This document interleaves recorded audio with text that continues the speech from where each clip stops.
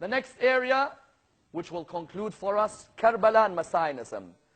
The Shia, many people see them straight away and say, the people of self-flagellation. True? How many of you see the images? Blood everywhere. And it's understandable if there are a group of Muslims who come out there and say, look at these barbaric animals who are self-flagellating themselves and coming forward and hurting themselves and putting pain on themselves.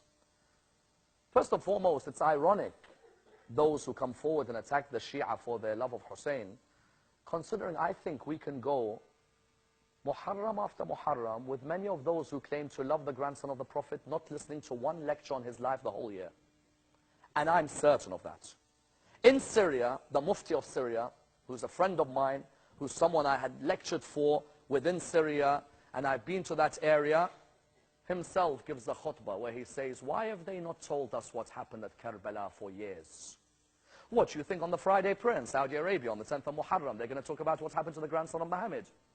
They're going to talk about fasting on Ashura, how the Prophet learned from the Jews how to fast, and how the Prophet said, I've got a greater right than Moses has. Let's fast on Ashura.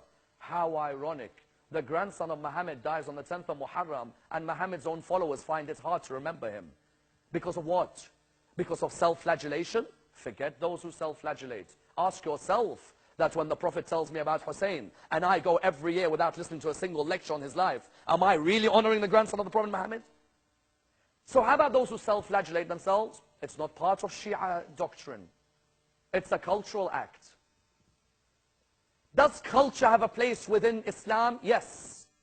Unless culture breaks law. What do I mean?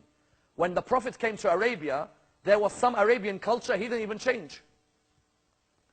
Arabs for 4 months in the year wouldn't fight each other. Muharram, Rajab, Dhul Qa'dah, Dhul Hijjah, true? He saw no need to change that. You should keep those 4 months, and there should be no war. Then there were other things in Arabian culture which were seen as being bad. For example, burying your daughters alive. That was not allowed. When you honor Hussein, the Shia who honor Hussein, number one, normally do it, I'm sure many of you have seen. Normally there are 10 lectures in that first 10 nights. Do you agree? I'm sure some of you may have come across. Most mosques have 10 lectures in those first 10 nights. Is that allowed? Of course it is. Any lecture which reminds you of the Holy Prophet's family is allowed in Islam. There's not a single Muslim who denies that. Number two, some of them come forward and beat their chests. Is that allowed? Where does it stem from?